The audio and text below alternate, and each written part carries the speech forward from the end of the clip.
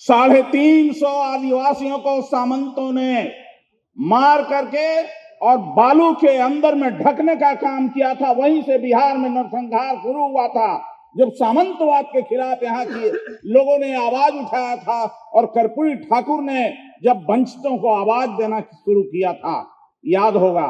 और 3 दिनों तक ये खबर तत्कालीन समय में मीडिया में नहीं आई थी और कर्पूरी ठाकुर जी पहुंच करके उसको एक आंदोलन का स्वरूप देने का काम किया था, गांव-गांव तक उस आवाज को पहुंचाने का काम किया था।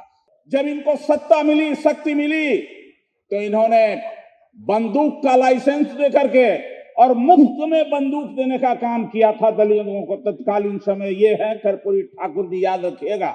गिटपिट बोले करे न काम, अंग्रेजी में गिटपिट बोले करे न काम, तो उसके खिलाफ मैट्रिक की परीक्षा में जो आयरन गेट कहा जाता था, इसको इन्होंने कहा कि जो अंग्रेजी नहीं पास करेगा वो भी हिंदी वाला भी पास कर जाएगा। ललित यादव जी, सभी सम्मानित नेतागण, चूंकि मुझे कहा गया है कि 2 ही मिनट में आपको अपनी बात खत्म करनी है, इसलिए मैं नाम नहीं ले रहा हूं। हम अपनी बात को अल्प समय में ही खत्म करना चाहते हैं। सबसे पहले कर्पूरी 35वीं पुण्यतिथि के अवसर पर जननायक कर्पूरी ठाकुर के चरणों में श्रद्धा सुमन अर्पित करता हूं। साथियों, जब आप इस हॉल में घुसे होंगे तो बाहर में लिखा हुआ है और बोर्ड टंगा हुआ है, वंचितों की आवाज कर्पूरी ठाकुर।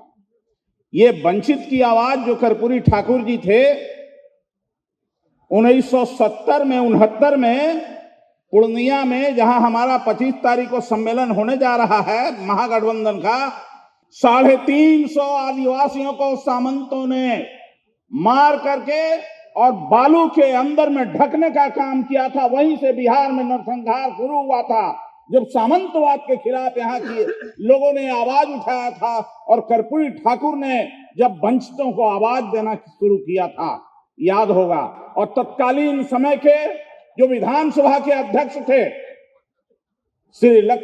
स्वर्गीय लक्ष्मी नारायण सुधांशु जी, जब ये पूर्णिया शहर में ही उस दिन उपस्थित थे और 3 दिनों तक ये खबर तत्कालीन समय में मीडिया में नहीं आई थी और कर्पूरी ठाकुर जी पहुंच करके उसको एक आंदोलन का स्वरूप देने का काम किया था, गांव-गांव तक उस आवाज को पहुंचाने का काम किया था।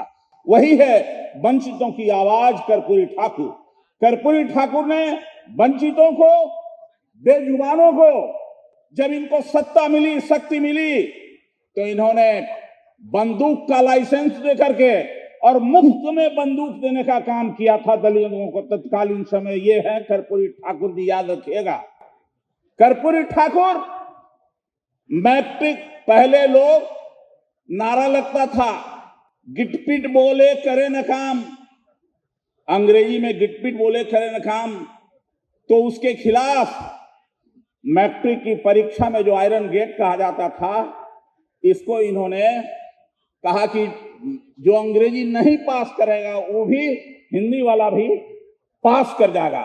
साथियों, मैं इसलिए इन बातों को कहा, पीछे हमारे आ गए हैं, कि आज के तारीख में जो वंचितों की आवाज है वो अब, उस समय सामंतियों ने दूसरे हथियार से दबाने का काम किया था और अब इसका हथियार शुरू हो गया है, धर्म का हथियार। और जब उस धर्म के हथियार को लोगों ने पहचानना शुरू किया है, तो थोड़ा सा हमारा साथी चंद्रशेखर यादव ने, शिक्षा मंत्री ने 1-2 लाइन कहा तो इतनी कुलबुली चली कि लगा कि अब उनका प्राण निकल जाएगा, याद रखिएगा। लेकिन ये कर्पूरी ठाकुर वंचितों की आवाज को हमको मजबूत करने के लिए, आगे बढ़ाने के लिए, जो दिल्ली में हुकूमत बैठी है, जो लालू जी को जो विरासत मिला, राष्ट्रीय जनता दल कर्पूरी ठाकुर का विरासत है और तेजस्वी यादव जी के कंधे पर जब से ये गठबंधन का भार आया है, तब से दर्द शुरू हो गया है दिल्ली के हुकूमत में बढ़ने वाले लोगों को। अब वो बिहार को अपना अड्डा बनाना चाहता है, तो आप यहां से जाकर के उनको बताने का काम कीजिए कि धर्म के सहारे अब नहीं चलेगा, कर्म के सहारे चलेगा। जो तेजस्वी यादव का नारा है, पढ़ाई, दवाई, कमाई, सिंचाई, ये सब से चलेगा, तो अब वो धर्म और ये नारा लेके जाइएगा। वंचितों की आवाज को बुलंद कीजिएगा और 24 को ध्यान में रखिएगा। बिहार से आप दीजिएगा ताकत तेजस्वी यादव को तो दिल्ली का हुकूमत डोल जाएगा और वो धराशायी होकर गिर जाएगा। बस इतना ही कह के अपनी बात को समाप्त करता हूं। राष्ट्रीय जनता दल जिंदाबाद।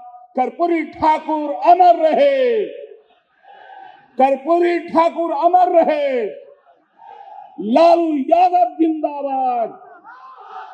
धन्यवाद।